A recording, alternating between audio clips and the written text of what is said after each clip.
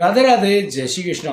दोस्तों, देश को आज़ाद हुआ अभी कुछ ही दिन हुए थे कि एक दिन जो डकैत था नामी, जिसका नाम रामदयाल शर्मा था, अपने मित्र छज्जू सिंह के साथ एक ऐसी साजिश रचता है, एक गांव को लूटने की प्लानिंग करता है और फिर वो उस गांव में घुस भी जाता है और अपनी लूटपाट की प्रक्रिया को अंजाम दे ही रहा होता है। अचानक उसके कानों में कुछ ऐसी खबर आती है कि उसको, उसके जितना भी गिरोह है, सभी लोगों को गांव वालों ने घेर लिया है। सभी पर बंदूकें हैं और वो बस उन पर गोलियां चलाने वाले हैं। इस पूरी बात के बारे में जानकारी पाकर रामदयाल शर्मा काफी ज्यादा घबरा जाता है। सोच रहा होता है यार आज क्या होगा, और फिर वह वहां से चुपचाप निकलने की फिराक में जुट जाता है। जैसे तैसे करके वो उस गांव से बच तो निकलता है, लेकिन वह उस दिन के बाद अपने कान में 3 अंटे लगा लेता है, कसम खा लेता है कि वह आज के बाद लूटपाट या फिर डकैती नहीं करेगा, क्योंकि अब उसके पाप का जो घड़ा है वो भर चुका है। कहीं ऐसा ना हो किसी दिन वह गोली का शिकार ही हो जाए। बस उस दिन के बाद उस लड़के, उस आदमी रामदयाल शर्मा के दिमाग में ऐसा परिवर्तन आता है, फिर तो वह बिल्कुल सात्विक तरीके का आदमी हो जाता है। बेहद गरीब परिवार में जन्म रामदयाल शर्मा, डकैती कर करके पैसे वाला तो हो गया, लेकिन अचानक से जैसे उसके शरीर में ये सब बदलाव आए, अब तो वो रोजाना सुबह 4 बजे गंगा नदी में स्नान करके आता। उसके बाद वह अपने पूजा पाठ करने में ऐसे जुट जाता जैसे जिन कितने जन्मों का उसने पूजा पाठ करना छोड़ रखा हो। इसी तरीके से वह अपनी पूजा पाठ करता, अपने परिवार को पाल रहा होता है। दोस्तों, एक दिन वह अपनी बंदूक को साफ कर रहा होता है, गलती से उसकी जो नाल है उसके सीने के नीचे लगी होती है और यहीं पर अचानक से उस बंदूक का जो घोड़ा है, जो ट्रिगर है, वो दब जाता है और वह जो गोली है उस बंदूक में जो भरी हुई है वह सीधी उस रामदयाल शर्मा के सीने में उतर जाती है और गोली लगने के परिणाम स्वरूप रामदयाल की वहीं पर मौत हो जाती है। ये सब जो हुआ ये 1973 में हुआ, लेकिन जिस प्रकार से ये सब घटनाएं घटी, सभी लोग हैरान तो थे। ये जो बातें मैं आपसे कर रहा हूँ ये उत्तर प्रदेश के नंदरौली गांव की बात कर रहा हूँ, जो कि गंगा नदी के किनारे बसा हुआ है।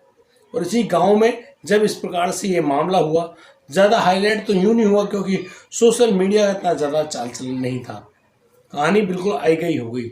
लेकिन करीब 1 साल बाद उसी नंदरौली गाँव में चंद्रपाल रहते हैं। चंद्रपाल के साथ उनकी पत्नी सावित्री देवी रहती है। उनको एक बेटा होता है। वो बेटा जब पैदा हुआ तो उसके सीने के नीचे एक गोल निशान बना हुआ था। सभी लोगों ने सोचा भाई हो सकता है कोई निशान हो, लेकिन जैसे जैसे उस बच्चे की उम्र बढ़ने लगी, उस लड़के से जब पूछा जाता तो वह लड़का बताता कि वह पुनर्जन्म लेकर आया है और इसी गांव का रहने वाला रामदयाल है। इस बात के बारे में जैसे भी लोग सुनते बड़े हैरान होते, और जब उससे उसके सीने का जो निशान है उसके बारे में पूछा जाता तो वह बिल्कुल बताया करता कि यह जो निशान है यह है उस गोली के कारण हुआ, जो कि उसकी गलती से जो बंदूक उसने सीने के नीचे लगा रखी थी उससे गोली चली थी। ये सब बातें उस गांव के लिए नई नहीं थी, क्योंकि उस गांव में पहले भी एक मौत हो चुकी थी, मौत थी रामदयाल शर्मा की। लेकिन अब जो ये लड़का है, ये लड़का भी वही बातें करता है। मात्र 2.5 साल का लड़का, जैसे जैसे इसकी उम्र बढ़ती है ये अक्सर अपने घर से बाहर निकलकर, यानी कि चंद्रपाल जी के घर से निकलकर रामदयाल शर्मा के घर पर पहुंच जाया करता और वहां पर उनकी पत्नी जावित्री और उनके बेटा जो रामानंद है उनसे अक्सर मिला करता, उनसे बातें किया करता कि ऐसा भी हुआ था, वैसा भी हुआ था, कैसे उसने डकैती जो करना है वो छोड़ दिया, क्या क्या घटनाएं घटी थी, सारी बातें वो लड़का बताया करता। उधर चंद्रपाल के घर से जो उसके बड़े भाई थे वो उसको मतलब कि धमकाते हुए घर ले आया करते। बात बिल्कुल सामान्य थी। एक दिन की बात, जब वह लड़का चला होता है, रास्ते में चल रहा होता है, अचानक से वह देखता है उसके बचपन का मित्र छज्जू सिंह आ रहा है, जो कि रामदयाल का मित्र रहा। अचानक से वह लड़का जाकर छज्जू राम के पैर से लिपट जाता है। अभी लिपटना ही है, छज्जू सिंह कहता है अरे बच्चे कौन है भाई, दूर हो, क्या कहानी है। अब जो लड़का है बड़ी हैरानी से उसकी तरफ देखता है और कहते कि अरे तुमने मुझे पहचाना नहीं, मैं तुम्हारा मित्र रामदयाल शर्मा। वो छोटे से बच्चे के मुख से छज्जू सिंह इस तरह की बातें सुनता है। छज्जू सिंह बहुत ज़्यादा हैरान होता है। वो कहता है यार तुम तुम तो चंद्रपाल के बेटे हो, लेकिन आज तुम ये कैसे कह रहे हो भाई, कहानी क्या है। अब तो छज्जू सिंह और वह जो बच्चा है 5 साल का बैठकर बातें करते हैं, और बातें कुछ ऐसी चल रही जो कि उनके अंतरंग थी, यानी कि कैसे कैसे वो चोरी करते थे, कैसे डकैती गिरते थे, उनके गिरोह में कौन कौन लोग शामिल थे, एक एक के बारे में जब उन दोनों ने बातचीत करी तो छज्जू सिंह कहता है यार मैं तेरी बातों पे सब पे यकीन कर रहा हूँ, हो सकता है ये सब बातें किसी ने बताई हो, लेकिन तुझे ये पता है कि हमने जो एक उस गांव से, एक नामी गांव था, वहाँ से चोरी किया था जो कुछ सोना चांदी, वो हमने एक खेत में गाड़ी थी, खेतों को पता है क्योंकि तुम्हारे और मेरे अलावा उसको कोई भी नहीं जानता। अब इस बात के बारे में वो जो बच्चा है वो तुरंत उठ खड़ा होता है और तो और छज्जू सिंह के हाथ को पकड़कर सीधा खेतों की तरफ चल देता है। करीब वो लोग 2 किलोमीटर दूर उस गांव से आगे जाते हैं और फिर एक बड़े से बरगद के पेड़ के नीचे जमीन को खोदना शुरू कर देता है। और फिर छज्जू सिंह से कहता है कि देख इसके अंदर जा और देख ले, अगर तुझे वही सोना ना मिले, वही चीज़ ना मिले, मेरा नाम बदल देगा। छज्जू सिंह ने जैसे वहाँ पर थोड़ी खुदाई करी और छज्जू सिंह को जब वो पूरी चीज़ें मिल गई तो छज्जू सिंह को भी यकीन होगा कि ये वाकई में रामदयाल का पुनर्जन्म है, क्योंकि उसको मालूम है रामदयाल का जब शरीर पूरा हुआ था तो वह खुद उसके अंतिम संस्कार में गया था। रामदयाल बहुत ही अच्छा आदमी था जो कि उसकी डकैती की उस घटना के बाद तब्दील हो गया था, बदल गया था। रोजाना गंगा नहाया करता, गंगा नहाने के बाद पूजा पाठ किया करता, सभी लोग उसको भला मानस समझते और वो भला भी बन गया था। उसने हर तरह के बुरे कर्म छोड़ दिए थे। उसकी पत्नी जावित्री काफ़ी सात्विक महिला थी, उनका बेटा रामानंद भी अच्छा लड़का था। इसी प्रकार से उनकी ज़िंदगी तो चल रही होती है। वह लड़का अक्सर उस रामदयाल शर्मा के घर पर जाया करता, रामानंद से बात किया करता, अपनी पत्नी जावित्री से बात किया करता, लेकिन वो उम्र में उससे बहुत छोटा था, यानी कि बच्चा ही था।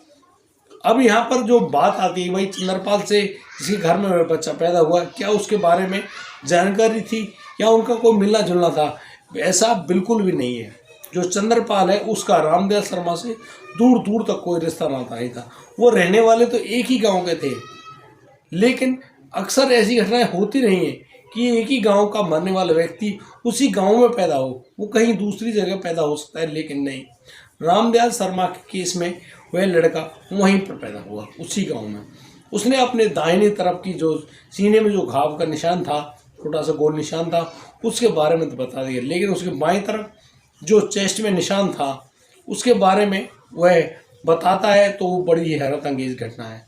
दरअसल वह जो बच्चा है एक दिन भानु प्रताप नाम का एक व्यक्ति जो कि उसी गाँव का रहने वाला है, उससे रामदयाल शर्मा की अनबन रहा करती है और इसी तरीके से उन दोनों के बीच में बड़ा झगड़ा बन जाता है। झगड़ा क्या कि दोनों एक दूसरे से भाले जो होते हैं उससे लड़ना शुरू कर देते हैं। दोनों में कई घंटे तक घमासान युद्ध सा हुआ।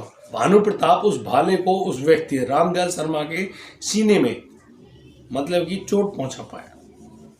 अब जिस प्रकार से ये जो चोट लगी है वह चोट भी, उस चोट का निशान भी रामदयाल दिखाता है। रामदयाल को चोट ज़्यादा लगी, वह हॉस्पिटल तक गया, उसने अपना इलाज भी कराया, वह ठीक भी हो गया, लेकिन जो उसका घाव का निशान था उसके सीने में वो उसके मरने के बाद भी दोबारा पुनर्जन्म में उस बच्चे के सीने पर लग कर आया। दोस्तों इस तरह से इनका भी रिसर्च किया गया। डॉक्टर इयान स्टीवेंसन जो स्वतंत्र पसरीचा जी डॉक्टर हैं, उनकी टीम ने इनका भी पुनर्जन्म का जो केस है उसमें बहुत ही अच्छा गहनता से रिसर्च किया, तब जाकर वो लोग मानने पर राजी हुए कि हाँ ये वाकई में रामदयाल शर्मा का पुनर्जन्म है जो कि चंद्रपाल के घर में पैदा हो रहा है। लेकिन दोस्तों यहाँ पर एक और बड़ी दर्दनाक घटना घटित होती है। दरअसल जो उनका रामदयाल शर्मा का एक बेटा था रामानंद, उसकी सन 1990 में किसी ने गोली मारकर जान ले ली।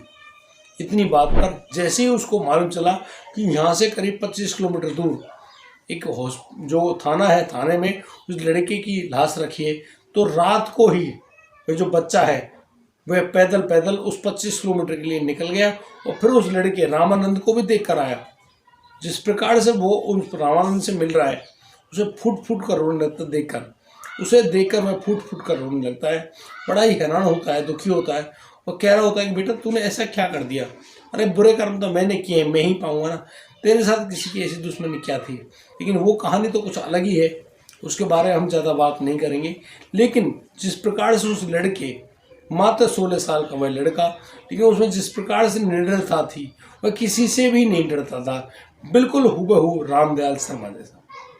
लेकिन यहाँ पर दोस्तों आज की घटना में सिर्फ इतना ही। मैं अब आपसे कुछ ऐसी बातें करना चाहता हूँ, शायद आप लोग उन बातों को जानना भी चाहते होंगे और जानने की कोशिश भी करेंगे। दोस्तों मैं आपसे एक बात कर रहा हूँ कि आत्मा का आवागमन तो होता है, आत्मा आती है, विभिन्न विभिन्न शरीरों को स्वीकार करती है, कभी किसी जानवर के रूप में, कभी पक्षी के रूप में, कभी इंसान के रूप में।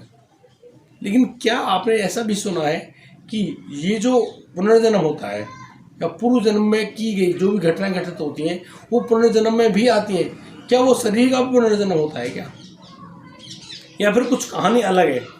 जैसे कि किसी के साथ कोई बात हुई, हमारी लास्ट वीडियो में हमने बताया कि कैसे मिथिलेश कुमारी ने अपने स्वयं को, शरीर को आग लगाकर जान दे दी, लेकिन उसके दोबारा पुनर्जन्म में जब वह रजनी के रूप में इस दुनिया में आई तो उसके शरीर पे भी निशान थे। उसी प्रकार से मैं बात कर रहा हूँ चंद्रपाल के लड़के की, इसके शरीर पर भी ऐसे ही निशान मौजूद है जैसे कि रामदयाल शर्मा के शरीर में मौजूद है, क्योंकि उसकी तो मौत हो गई थी। एक गोली का निशान भी, दूसरा भाले का निशान भी, सब कुछ है। तो क्या शरीरों का आवागमन भी होता है? इस मामले में जो इयान स्टीवेंसन है, जो यूनिवर्सिटी ऑफ वर्जीनिया के जो चांसलर हैं, वो भी इस बात को सोचते हैं, रिसर्च किया है। उन्होंने कहा है कि वाकई में ऐसा केस होता नहीं है, लेकिन हम 2% होने वाले इन केसों को नकार नहीं सकते, ऐसा होता है। ये सब बातें उन सभी ने रिसर्च करने के बाद उनकी टीम ने भी लिख कर भेजी हैं, बताई हैं कि हाँ ये सब होता भी है, क्योंकि पुनर्जन्म की जो घटना है उनमें सारे निशान मौजूद होते हैं। क्या आप लोगों के पास भी कुछ ऐसी जानकारी है? आपके आसपास भी कोई ऐसा बच्चा है जिसको दोबारा से पुनर्जन्म यानी कि पूर्व जन्म की यादें, स्मृतियाँ उसके दिमाग में मौजूद हों? क्या आप उनसे मिलना चाहते हो? हम लोग भी लगातार कोशिश कर रहे हैं कि लोगों के बारे में मिलें, उनसे बात करें और पुनर्जन्म की जो भी घटनाएं, जो सच्ची घटनाएं आप लोगों के सामने ला सकें। ये जो घटनाएं मैं आपको सुना रहा हूँ, ये डॉक्टर सतवंत पसरीचा की टीम ने, जो कि एक मनोवैज्ञानिक है और लगातार पुनर्जन्म की घटनाओं के बारे में, रीइंकार्नेशन की घटनाओं के बारे में लगातार रिसर्च कर रही हैं। उन्होंने जिन जिन घटनाओं को सामने लाना चाहा, जो कि उनके एक नोट्स बने हुए हैं, जो कि उनके रिसर्च पत्र में लिखे हैं, न्यूज़पेपर बुलेटिन वगैरह में भी छापे हैं, वही घटनाएं हम आपके सामने लाएं। ये निरर्थक नहीं है, पूर्ण रूप से सत्य घटना है। क्या आप इन घटनाओं पर यकीन करते हैं? क्या आपको लगता है कि ये घटनाएं वाकई में सत्य हैं? यदि आपको ये घटना सत्य लगती हैं तो आप एक सुंदर सा कमेंट करके हमारा प्रोत्साहन जरूर बढ़ाएं। यदि आप लोग हमारा इसी प्रकार से उत्साह बढ़ाते रहेंगे, हम लोग आप लोगों के लिए लगातार ऐसी घटनाएं लाते रहेंगे जो कि आपको जागरूक कर दें, आपको बता दें कि संसार में कुछ भी असंभव नहीं है, सब कुछ हो सकता है।